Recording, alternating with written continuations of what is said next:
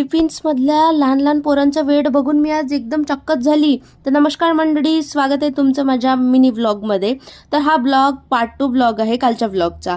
तर जसं की काल मी तुम्हाला सांगितलं होतं की मी तुम्हाला चायनीज रेस्टॉरंटचं दाखवलं होतं की तिथे एक पूर्ण शार्क मारून टाकतात एक सूप पिण्यासाठी, शार्क फिन म्हणून. पण पुढे तुम्ही काही कमेंट नाही केल्या, काही प्रश्न विचारत जा, तुमचे काही क्वेश्चन राहिले तर असो. तर आज मी आली होती IKEA इच्छा IKEA मी पहिल्यांदाच आली होती. तर मला पहिले आल्याबरोबर रस्ता बी नाही दिसे का कुठून अंदर जाऊ, काही समजे नाही. मग एका बाईनं म्हणे रस्ता हा इकडून आहे म्हणे. मग म्हटलं हो का, ठीक आहे. मग मी आली, मला काही युटेन्सिल्स घ्यायचे होते, घरगुती सामान. तर मग मी ते 2-3 वस्तू घेतले आणि मग इकडे मिररवर पाहिले. पण माझ्याजवळ पहिलेच 3-4 मिरर आहे, त्याच्यामुळे मी काही घेतलं नाही. पण म्हटलं आली तर सेल्फी काढून घ्या. मग जोपर्यंत या मिररच्या सेल्फ्या काढत होती तोपर्यंत अहो म्हणे माझं सामान घेऊनच झालंय म्हणे पूर्ण. म्हटलं थांबा 5 मिनिटं, मला सेल्फी आणि व्हिडिओ घेऊ द्या, मग आपण निघू इथून दुसरीकडे. तर मग म्हणे ठीक आहे. मग घेतले 2-4 गोष्टी तिथून आणि मग मला लागली होती भूक. तर मग म्हटलं चला इच्छा बेकरीमध्ये पाहू काय काय येतं.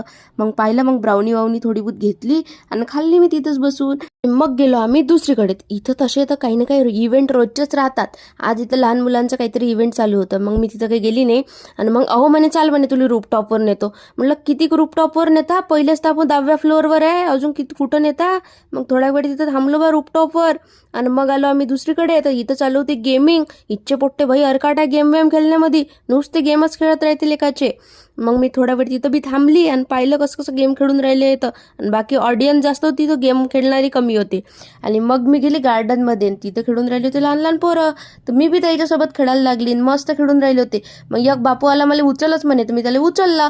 तर इतका भारी होता ह्या पोरगा, माझ्याकडून उचलणंच नाही झालं. म्हटलं का रे बाबा, का खाता तुम्ही, नॉनव्हेजच खातील एकाचे इतके भारी. पोरगी तर हलकी होती पण पोरगं लयच भारी होतं. ते म्हणे अजून उचल. म्हटलं आता नाही उचलत बा, मी तुम्हाला लोकांना खूपच भारी आहे म्हटलं तुम्ही.